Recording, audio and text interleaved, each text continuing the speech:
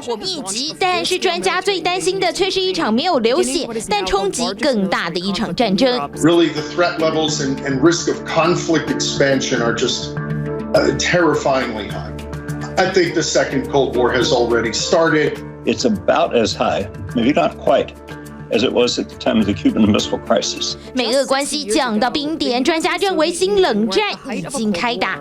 历史学家在这一次的冲突当中，仿佛看到当年的铁幕再度落下。We're in it now, and Russia is very much trying to drop an iron curtain, a second iron curtain, and Ukraine is trying to prevent itself from coming down on the Russian side of the Iron Curtain.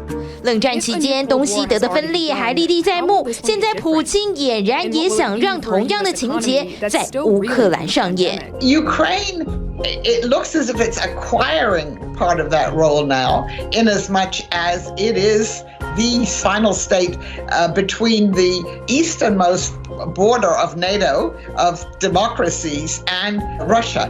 I don't think this is a role it chose. Of course, Germany didn't choose that role in the Cold War either. 不只有乌克兰的分裂，让专家似曾相识。冷战当年扮演关键角色的美中俄，在这一次的冲突当中，仍然有剪不断、理还乱的三角关系。It is still Russia and the United States, and there's a risk, of course, that this will expand to involve China, something that should be clear from that joint statement that Russia and China made on February 4th from the Olympics. 当年美俄虽然针锋相对，但俄罗斯和中国大陆当时因为领土争议，情绪同样紧绷。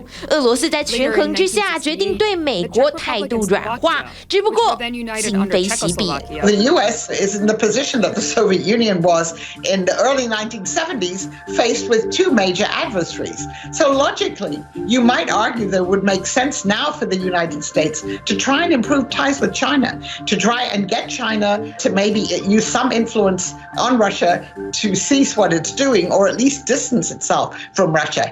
I don't think the Biden administration is willing to do that, having declared that China is the major adversary. 除了中国大陆的角色，专家认为这一次冷战当中，双方对峙的武器也跟以往大不相同。For the moment, nuclear weapons are peripheral to this conflict, apart from the single vague threat that Putin made in ordering an alert.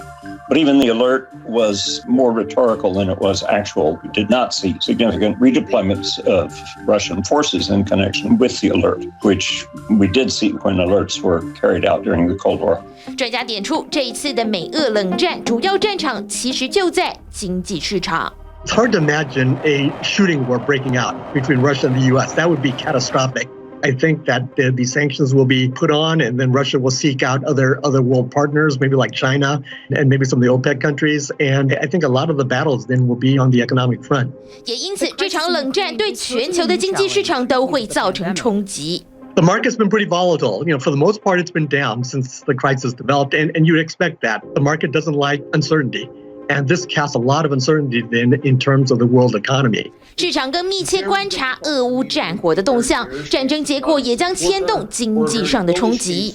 If we were to see Kiev fall, Ukraine fall, then we'd see equity markets take very big hits. If tactical nukes were to be deployed, the downside is immeasurable. 不过，专家倒是乐观表示，目前西方国家的经济体制健全，如果不是全面性的冲突，造成的影响很有限。但对俄罗斯而言，就算在这场战争当中取得最后的胜利，也加深与西方国家的撕裂，经济上更难挡庞大的冲击，最终可能也是赢了面子，输了里子。TVBS 新闻综合报道。